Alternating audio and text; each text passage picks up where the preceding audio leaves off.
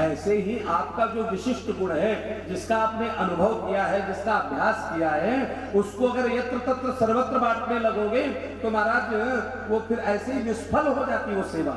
सेवा कब? जब आग्रही व्यक्ति समर्पण रखे, और अगर समर्पण नहीं है ना तो सेवा का कोई तात्पर्य हुआ ही नहीं। तो संत ने कहा हमें बताना नहीं है, लेकिन ठीक कर दूंगा, ये गारंटी है। तो बोले महाराज राज्य से बाहर मत जाओ, यही हम व्यवस्था कर देते। बोले कोई दिक्कत नहीं, कहीं भी रखो, लेकिन मैं रहूंगा, बकरा रहेगा, थोड़ी सी घास रहेगी। बोले अरे भूखा मर जाएगा। बोले भूखा नहीं मरेगा, आप थोड़ी सी घास रख दो। अब एक कमरे में श्रीमान जी महाराज बैठ गए, संत, एक बकरा है, थोड़ी सी घास है, और संतों के पास अमूमन एक सोटा रहता है, एक डंडा रहता है, जिसको लेकर के वो चलते हैं। अब घास सामने रखी है, संत बैठे हैं और ऐसे घास की मुट्ठी लेते, बकरे को दिखाते, और जैसे ही बकरा उसको खाने की चेष्टा करता, एक डंडा उसके मुख में मारते धड़ाम। अब महाराज पूरी रात बीत गई। अब बकरे को वो घास दिखाते तो बकरा दूसरी तरफ मुंह करके खड़ा हो जाता है, क्योंकि बकरे को अभ्यास हो गया कि घास खाओगे तो डंडा पड़ेगा। बोले ये बकरा कोई और नहीं है। बकरा कौन है? यही बकरा हमारा मन है। जैसे ही इधर उधर लायलायित हो, विवेक का एक ऐसा चाबुक मारो, ऐसा डंडा मारो कि धीरे धीरे वो आपके वश में हो जाए। लेकिन अभ्यास की बात है, ये मन बकरा है। हम मार्केट में जाते हैं, भक्ष अभक्ष जाने क्या क्या रहता है, हमें नहीं ग्रहण करना है तो नहीं ग्रहण करना है, ये तो आपके ऊपर है महाराज। आदरणीय सूत जी महाराज कह रहे हैं, शौनकादि ऋषियों, भगवान की कृपा करुणा दया ममता अनवरत बरसती रहती है। उनकी चरण शरण में जब हम आ जाएंगे तो प्रत्यक्ष रूप से जरूरी नहीं है कि आपको सब कुछ मिल जाए, लेकिन वो जो देता है ना, वो शायद किसी किसी को नहीं मिलता। बड़े बड़े धनाढ्य देखते हैं, बड़े बड़े लखपति देखते हैं, बड़े बड़े राजनीतिज्ञ देखते हैं महाराज, लेकिन मन को टटोल करके देखो तो एक दिन भी शांति की नींद का अनुभव नहीं करते, रुदन करते। वो लोग घर के अंदर पैर नहीं रखना चाहते, ऐसी मना स्थिति है। लेकिन ये माया ने ऐसा संसार बनाया हुआ है कि महाराज मुस्कुराना पड़ता है, मुस्कुराना पड़ता है। इंद्र ने बड़ी दिव्य प्रार्थना की है, वहां से महाराज पधार गया। भगवान ने समस्त ब्रजमंडल का संरक्षण किया है, रक्षण किया है। ब्रजमंडल के लोगों की आस्था भगवान में और पुष्ट हो गई। आज भगवान जी आए,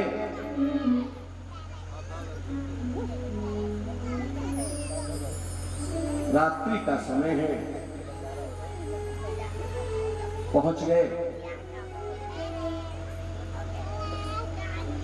यमुना के किनारे। दिव्य वंशी का निनाद किया है। आदरणीय सुखदेव जी महाराज कहते हैं, राजन, ब्रह्मभूता प्रसन्नात्मा ना सोचते न कांक्षते समः सर्वेषु भूतेषु मदभक्तिं लभते परा। भगवान हर समय बंसी का निनाद करता है, ये पक्की बात है, आपको आकर्षित करने के लिए। लेकिन हमारे मन में स्वर तो कोई और गुंजायमान है, हमको कुछ सुनाई नहीं देता।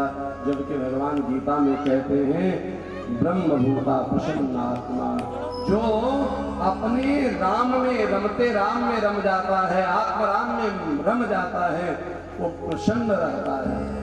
और जो प्रसन्न रहता है उसको सोचना नहीं चाहिए बहुत। और या फिर ये कहो कि जो कम सोचता है वही प्रसन्न रहता है। हमारी सबसे बड़ी गलती क्या है? हम चिंता करते हैं, चिंतन नहीं करते। चिंतन करें तो मार्ग मिल जाए, चिंता करते हैं तो मार्ग अवरुद्ध हो जाया करता है। बंसी का निनाद करते करते महाराज कब सुबह हो गई, भगवान को पता नहीं चला, दृष्टि गई 4 बज रहा है। वैसे ही कुछ गोपियों को देखा कि वह यमुना में स्नान कर रही है, लेकिन यमुना मैया का एक अपराध करती है, क्या? बोले निर्वस्त्र होकर के स्नान कर रही है।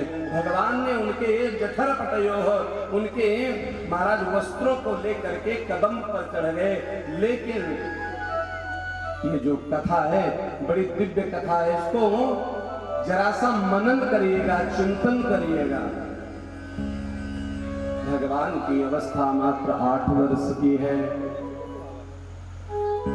दूसरा, भगवान ने इस संसार सागर में गोते लगा रही गोपियों के वस्त्रों को, कोई साड़ी इत्यादि को, कोई चूनर इत्यादि को नहीं चुराया। बोले फिर तेरी आंखों में पर्दा पड़ा है, उसकी आंखों में पर्दा नहीं है। तो क्या चुराया? अज्ञान है तो कृतमो हमारा अंधकार। अच्छा, आप एक बात बताओ, कई बार हमारा बेटा होता है, हमारी बात को नहीं समझता है, हम जिस बात को समझाना चाहते हैं तो हम क्या कहते हैं? तेरी आंख में मोटा पर्दा पड़ा हुआ है, अभी तुझे कुछ दिखाई नहीं देता, ये जब पर्दा हटेगा तो पता चलेगा सच्चाई क्या है।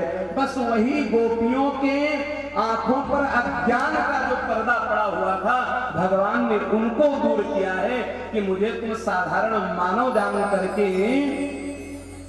मेरे से प्रेम मत करना।